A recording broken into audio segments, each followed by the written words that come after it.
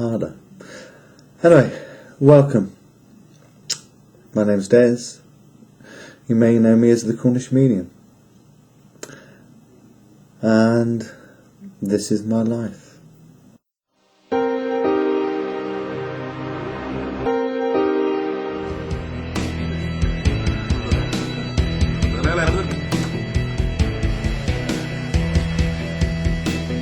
Hello, welcome to...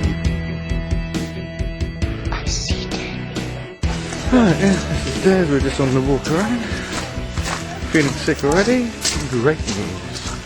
I see dead. No, you bloody tell us. We've been here 10 minutes. Who's a dummy?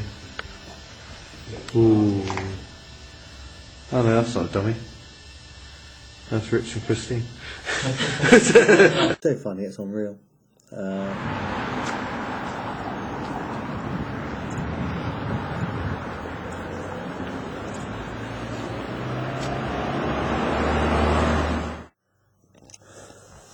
Right. Good morning. It's Saturday. You just caught me. Oh, in a nice room. Just caught me at obviously the centre.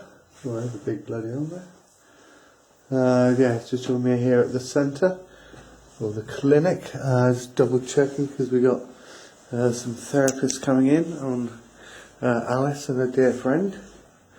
So just making sure, you know, everything should be as it should. And then we just really got to have a fag away from them. So yeah, today's Sunday. Yeah, sorry I didn't obviously get back to you last night, but it was quite chilled. Mum had quite a good day because it was raining, but you know, understood that she had to spend the day in the house, so just sort of, you know, kept herself busy, moving stuff around and then moving them back again. I managed to do a bit of work on the website, 12 hours to do half hours work, but I was the same. I always try to make things harder, but still. But today I'm off to Exmouth to do a psychic supper this evening. So it's like 11 o'clock now. Should be on the road for about 3, so I've got to start getting ready about 2. So yeah, in a couple of hours I'll be getting ready, jumping in the car with Anna and taking a trip up to Exmouth. It's like a 2-hour drive, an hour there to chill out before, and we should be okay. Woke up with a bit of a flu, but that's just because I'm run down. Because as I said the other day with Mum, she's getting to that point where it's just too much energy for one person to be able to cope with. You know, the same questions, the same, the same speak. And unfortunately, I just don't know what she's talking about anymore. I know. Sad thing to say, but still, because it is all gobbledygook. So I will wait for Alice to come at any time now, and maybe introduce her, seeing when she's setting up. But yeah, enjoy your breakfast, and yeah, we will log in later on when something exciting happens. Right, we just left Alice up at the clinic there, so catch up. So now you just caught me walking home, because obviously we've got to go home, sort lunch out for Mum, and then go back to the clinic to lock up about 1:30, and then start getting ready for tonight, and then making the trip up. Want to be leaving here for about 3 o'clock to give us plenty of time, because obviously that's my respite when I'm driving. I'll have a cup of coffee with Anna in a minute. But yeah, so all go. So lucky I don't live that far away from the clinic, else I'll be a very fit man. Hello, yeah, you join us on the trip up to Exmouth, right?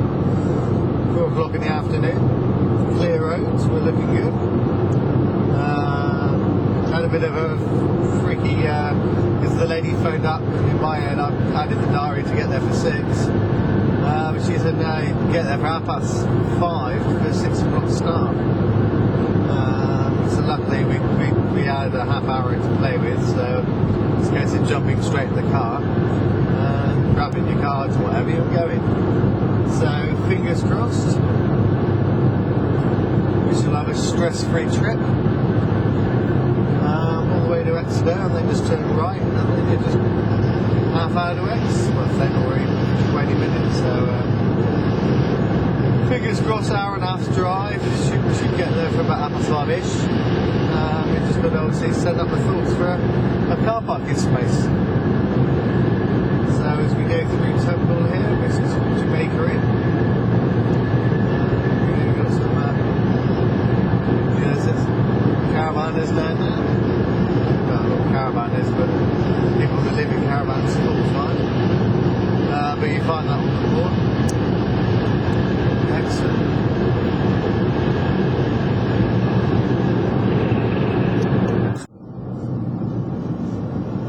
You don't know what you're going to find when you're going up here the A30. Old Spitfire, I think it's a model. The back of a trailer. So, yeah, that's a bit of a strange old night. As you can see, I've changed into my shirt, but as you can see, we're in the car, so we are driving home from Exmouth. It was the right day, so we made out there in time. But like these things, they didn't really sell enough tickets. So basically, I worked from 6 till 7, done an hour, 2 readings. Then told I wasn't really needed because obviously they haven't sold enough tickets. So yeah, so it's now 8 o'clock. So the last hour we was just waited, and then we was like told, oh, there's nobody. So we'll, so really we could have gone home at 7. But I got my petrol back and a bit more. So yeah, a bit of a strange night, like a 4-hour drive to do an hour's work, and I got paid less than I would charge a normal person for a 1-to-1. But still, we do this for churches to keep them open. That's the main thing. We don't do it for that financial goods. I mean, it's always handy to get a bit of extra. But yeah, so. Bit of a weird night, but that's the life of Des the Medium. Yeah, nothing really runs smooth at the minute. So yeah, so now we've got a nice drive home. It's still daylight, the sun is out, and I'm Maze here in the car holding the camera. So yeah, we should get home. See, well, time Mum goes to bed at 10ish. See how her night was, because we left her this afternoon at dear friend Jones. Jones took her out this afternoon, did a bit of gardening at her house. So yeah, so we haven't seen her for the day. So, but lo and behold, she will be waiting out for us to get home. So yeah, no match of the day tonight. So I don't know what we're going to do for a change when we get home. So yeah, so we got a 2-hour drive, and we'll keep you informed. But yeah. 2 readings, 4 hours drive, dear me.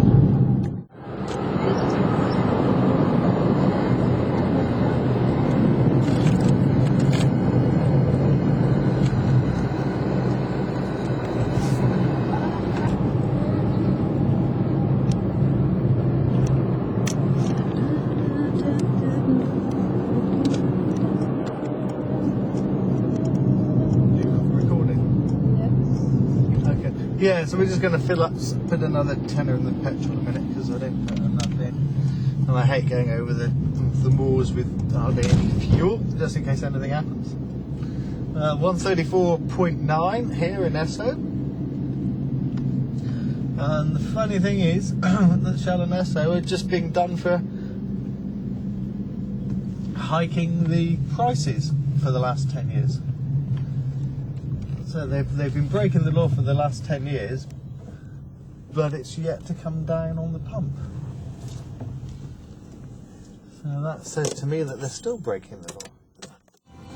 Yeah, we're just coming out from the garage. Obviously got ripped off, only put £10 in, just to get us home at that price. And just had a weird experience. Went to the coffee machine, as always, pulled a large cup out and put a medium in there, and looked up at the price guide.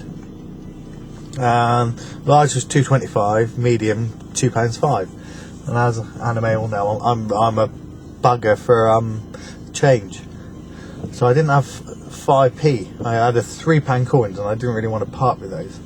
So luckily at the till, there's one of those penny pots where, you know, if you're short of a penny, you just take it out and, you know, everybody puts their pennies in. Anyway, there's a 5p piece there, so I pinched that instead of the penny. So I had £2.05 for the coffee. Anyway, when he ran it through the till, £1.49.